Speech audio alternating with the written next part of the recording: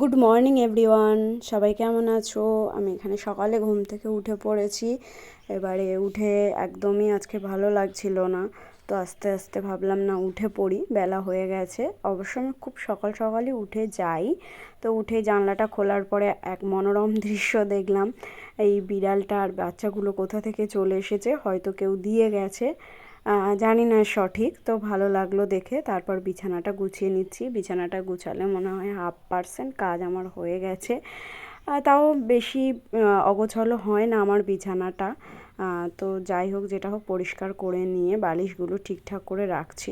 তারপর একটু ফ্রেশ হয়ে নিলাম। ফ্রেশ হয়ে এবার ভাবলাম যে না, এনার্জি আনার জন্য কিছু করতে হবে। তারপর চলে গেলাম রান্নাঘরে, একটু চা করব। চা করে খেয়ে দেখি এনার্জিটা পাই কি না। তো চাটা আমি এখানে বসিয়ে দিয়েছি, চাটা করছি।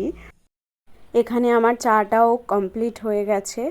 এবারে 2 কাপ করেছি, বাবাকে 1 কাপ দেবো আর 1 কাপ আমার জন্য।